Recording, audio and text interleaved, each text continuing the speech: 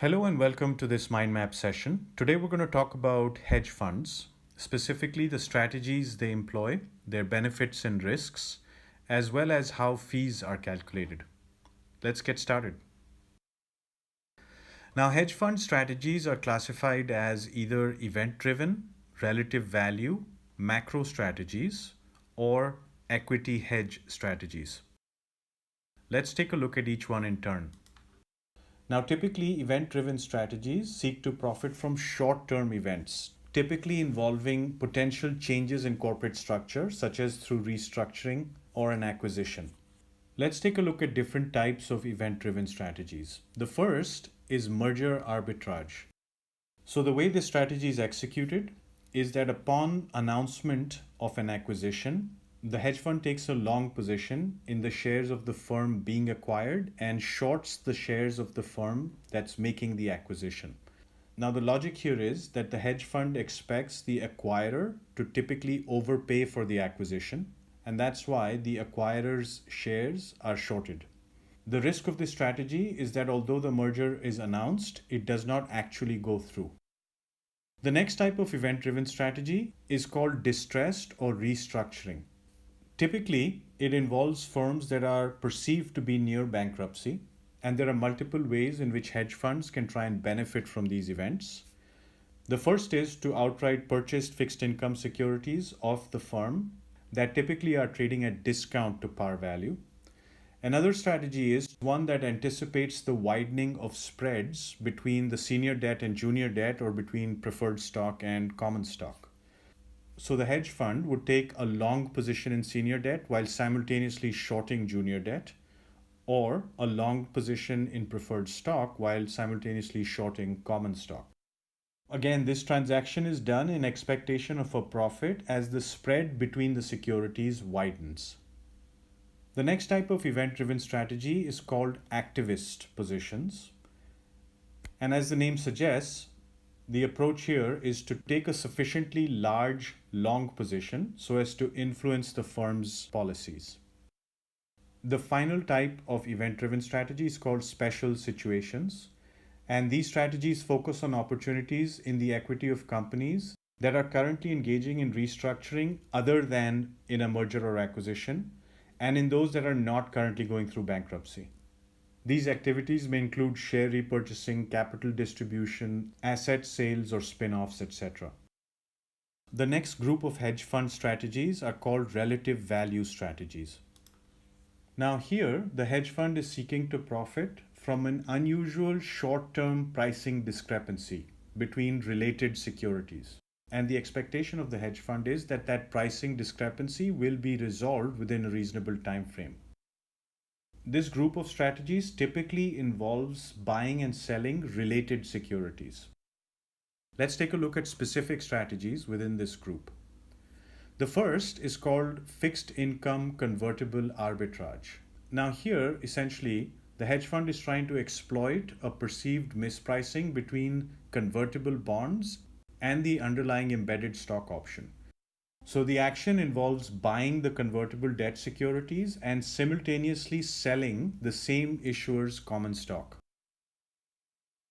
Fixed income asset-backed strategies seek to exploit price discrepancies among various types of mortgage and asset-backed securities. Similarly, fixed income general strategies focus on the relative value discrepancies between various types of fixed income instruments. Volatility strategies typically use options to go long or short market volatility. The final grouping, called multi-strategy, refers to any kind of strategy that combines one or more of the other relative value strategies.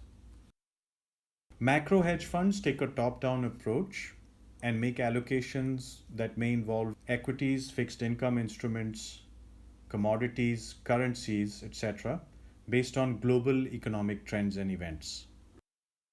Now, equity hedge strategies can be thought of as the original hedge fund category. They are focused on public equity markets, and they take long and short positions in equity and equity derivatives. Now, they are not consistent with the strategies that we've talked about within the event-driven or macro groups, And typically they use a bottom-up approach as opposed to a top-down approach. There are three types of strategies within this group that are all based on going long in undervalued equities and shorting overvalued equities. And these are called market neutral, quantitative directional, and short bias. Now, in market neutral strategies, you take long and short positions of roughly equal amounts with the goal of trying to profit from the relative price movements of those positions. And the net effect of the long and short is that you neutralize any exposure to market risk. Now, quantitative directional strategies use technical analysis. They also look to profit from relative price movements of the positions. But the net effect of these positions is that you end up with a net long or short exposure to market risk. Finally, short bias strategies involve predominantly short positions. The hedge fund looks to profit from these positions again based on their relative price movements. And these strategies result in negative market exposure overall.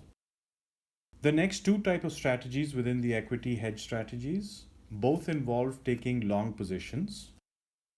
Fundamental growth involve taking long positions in high growth equities using fundamental analysis. And fundamental value strategies involve taking long positions in undervalued equities using fundamental analysis. Now, it's useful also to talk about fund of funds within the context of hedge fund strategies. Now, a fund of funds is an investment company that invests in hedge funds, giving investors the benefit of diversification among the various hedge fund strategies. Now, it's worth noting that fund of funds charges an additional layer of fees beyond the individual hedge fund fees.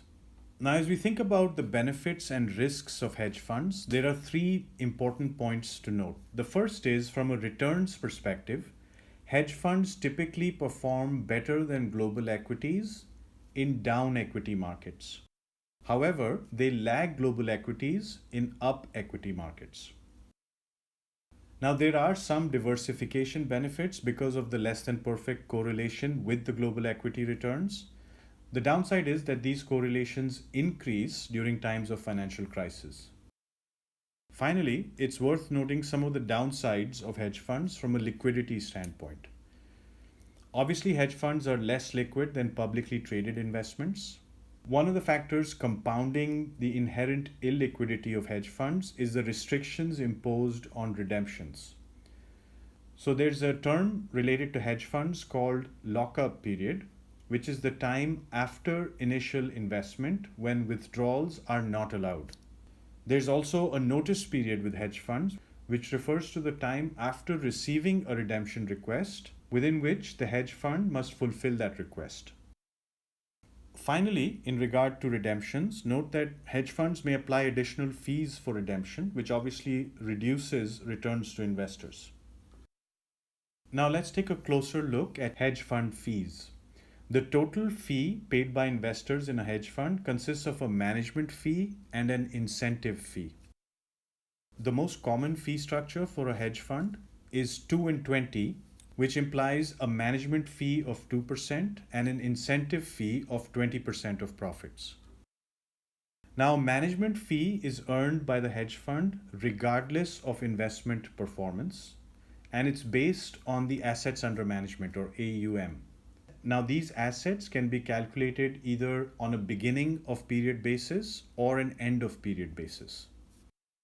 Now, the incentive fee refers to the portion of profits retained by hedge fund managers as a reward for performance.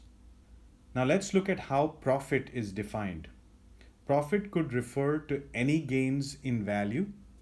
Profit could refer to gains in value in excess of the management fee, or it could refer to gains in value in excess of a defined hurdle rate. In turn, the hurdle rate could be a fixed rate, say 5%, or it could be a reference rate plus a premium, for instance, LIBOR plus 3%. Now note that there are two terms here. A hard hurdle rate is when incentive fees are only paid for the portion of profits that exceed the benchmark. A soft hurdle rate is where the incentive fees are paid on all profits if the hurdle rate is met. Of course, if the hurdle rate is not met, then there are no incentive fees. Now, when it comes to incentive fees, there's another term called a high water mark, which, if in place, implies that the incentive fee will be paid if the current value of the account is above the highest value previously recorded. Finally, note that the incentive fee can either be net of management fees, which means it would apply to the value increase minus the management fees, or it could be independent of management fees, in which case it applies to the entire increase in value. So that covers the material for hedge funds. In future videos, we will look similarly at private equity funds, at real estate, and at commodities.